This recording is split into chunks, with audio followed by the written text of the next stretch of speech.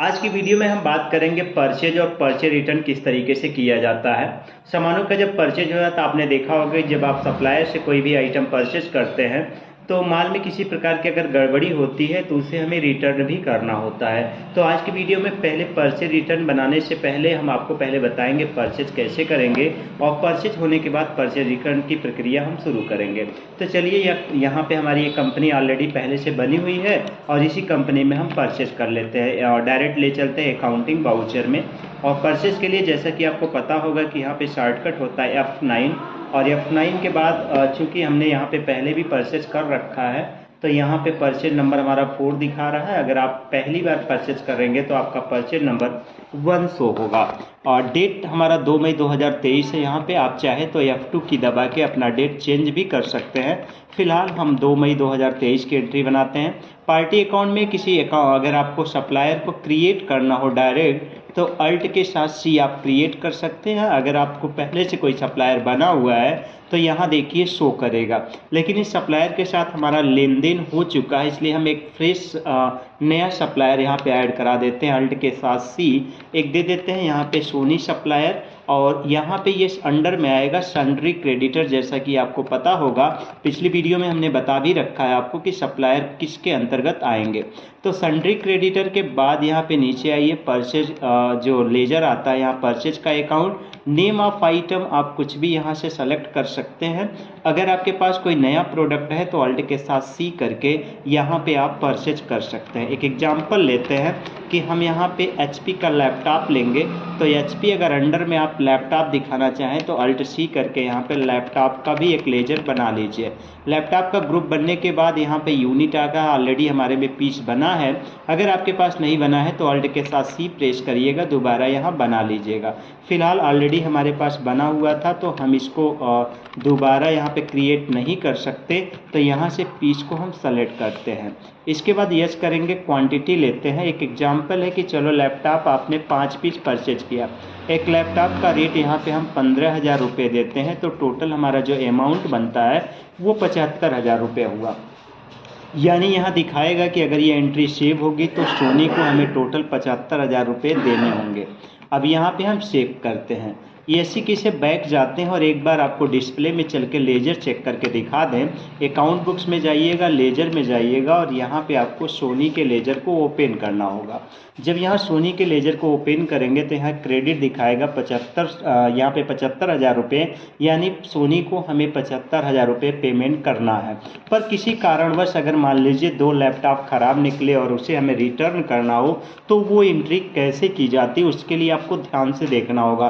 क्योंकि डायरेक्ट अगर accounting voucher में जाके आप ढूंढेंगे तो कुछ ऑप्शन यहाँ से हाइड रहते हैं और वो ऑप्शन अगर आपको ऑन करना हो परचेज का, जैसे यहाँ देखिए परचेज के बाद परचेज रिटर्न होता है। परचेज रिटर्न को हम डेबिट नोट कहते हैं और जैसे कि परचेज का शॉर्टकट F9 होता है वैसे परचेज रिटर्न का शॉर्टकट F कंट्रोल के साथ F9 होता है। अब यहाँ पे फीचर ऑन करने के लिए F12 दबाइए और F12 दबाने के बाद 2 तरीके हैं ये फीचर ऑन करने के लिए। या तो आप एंट्री के अंदर ही रह के F12 दबाइए या तो गेटवे ऑफ टैली पे जाना होगा, F11 अकाउंटिंग फीचर और यहाँ पे इनवाइसिंग के जो ऑप्शन आपको दिखाई दे रहे हैं उसके नीचे का तीसरा, चौथा और पांचवा use debit and credit yes और record credit note in invoice mode yes, record debit note and invoice mode yes. Control के साथ ए कर सकते हैं डायरेक्ट सेव करने के लिए।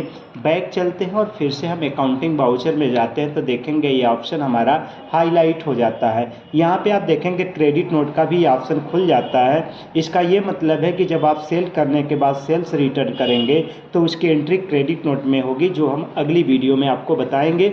आज की वीडियो में सिर्फ आपको सिखाते हैं डेबिट नोट में एंट्री कैसे होती है। जैसा कि आप हाईलाइट करके देख रहे हैं यहाँ पे इसका शॉर्टकट कंट्रोल के, चूँकि डबल अंडरलाइन होने का मतलब होता है कि वो ऑप्शन कंट्रोल के साथ फॉलो किए जाएंगे। अगर अंडरलाइन नहीं है तो डायरेक्ट, और अगर सिंगल अंडरलाइन है तो उसे हम अल्ट की के साथ यूज करते हैं जैसा कि हमने पिछली वीडियो में आपको बता रखा है। तो यहाँ पे हम कंट्रोल के साथ F9 प्रेस करते हैं या मैनुअल आप इस पर क्लिक करके भी लिख सकते हैं। डेबिट नोट नंबर 1 क्यों दिखा रहा है? चूँकि अभी तक हमने कभी भी परचेज रिटर्न की एंट्री यहाँ पे नहीं की थी, ये हमारा पहला परचेज रिटर्न है। तो invoice number, original invoice number का मतलब ये होता है कि वो रसीद संख्या डालनी होती है जिस रसीद संख्या पे आपने परचेज किया था। तो वहाँ पे हमने 4 नंबर दिया था, डेट यही रहने देते हैं सेम। अब यहाँ पे पार्टी अकाउंट नंबर में क्या होता है कि जिससे आप सामान खरीदे हों उसी का लेजर आप सेलेक्ट करिएगा, नहीं तो ये पूरा ख़राब हो जाएगा। क्रेडिट या करंट बैलेंस में आप देखेंगे तो 75,000 क्रेडिट है, किसका? सोनी का। अब यहाँ पे परचेज लेजर में एक नया अकाउंट बनाना होगा परचेज रिटर्न का, तो यहाँ पे अल्ट सी करके हम परचेज रिटर्न बना लेते हैं और परचेज रिटर्न का जो लेजर बनेगा वो अंडर में जो है परचेज के ही अंदर आएगा। तो यहाँ पे हम परचेज सेलेक्ट कर लेते हैं, कंट्रोल ए प्रेस किया, सेव हुआ।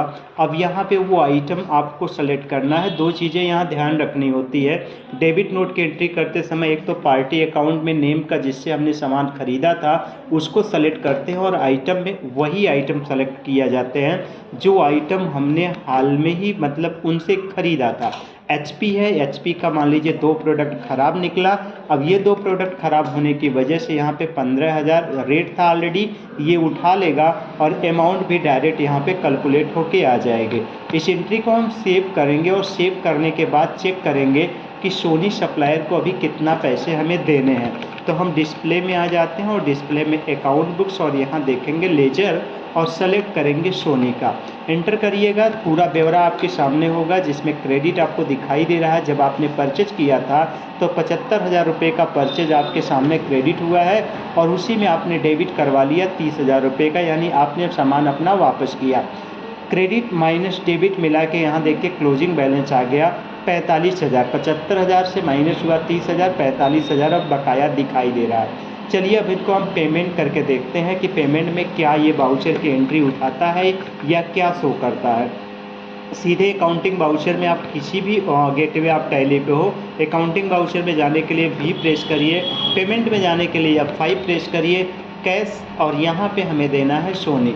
जैसे ही सोनी का लेजर सेलेक्ट करेंगे तो यहाँ पे देखिए 45,000 का यहाँ शो करता है और ये अमाउंट हम यहाँ कवर कर लेते हैं। 45,000 को यहाँ सेलेक्ट करेंगे।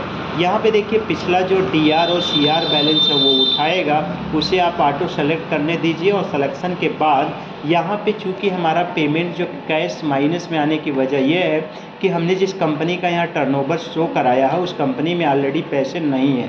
एक बार चेक कर लेते हैं कंपनी को, हम एंट्री बिना चेक किए हुए हम अकाउंट बुक्स में कैश में जाते हैं तो कैश इन हैंड तो यहाँ पे शो कर रहा है, पर ये कैश इन हैंड डायरेक्ट अगर हम पेमेंट में ले जाएंगे तो वो माइनस में चला जाएगा।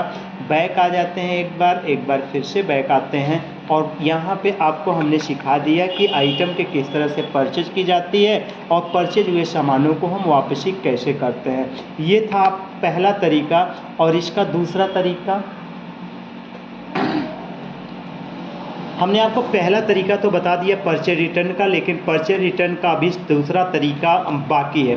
परचेज रिटर्न की एंट्री 2 तरीके से होती है। एक तो आपने देखा कि माल की वापसी की जाती है, पर कभी कभी आपका सप्लायर मटेरियल को वापस नहीं करता और वो कुछ रुपये को आपको डिस्काउंट देता है। तो इसको हम एक बार शुरू से दिखाते हैं आपको। फिर से हम एक परचेज कर लेते हैं। परचेज सप्लायर नंबर यहाँ पे इनवॉइस नंबर 5 ले लेते हैं।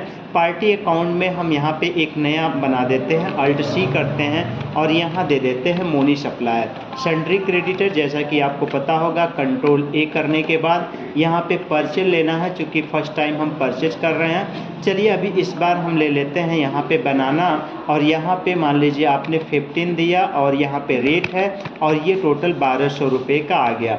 मैं इसे सेव कर लेता हूँ कंट्रोल A करके।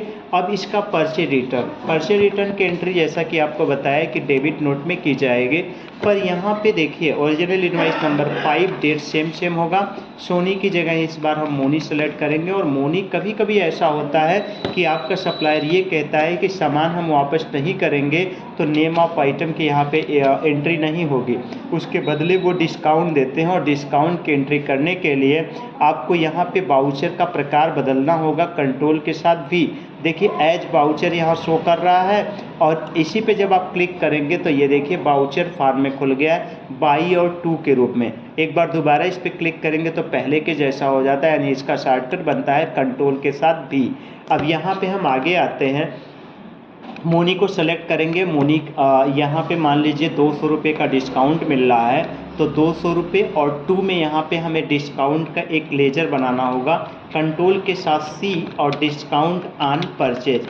यानी खरीद पे यहाँ पे हमें डिस्काउंट मिला है, तो ये इनडायरेक्ट इनकम के अंतर्गत आता है। तो इनडायरेक्ट इनकम ले लेते हैं और यहाँ 200 रुपये का डिस्काउंट। ध्यान से आप देखिए तो मोनी के अकाउंट में 1000 रुपया यहाँ शो करेगा, यानी पहले जो हम मोनी के बकाया थे वो थे हमने 1200, इस बार हम हो गए हैं 1000 रुपया।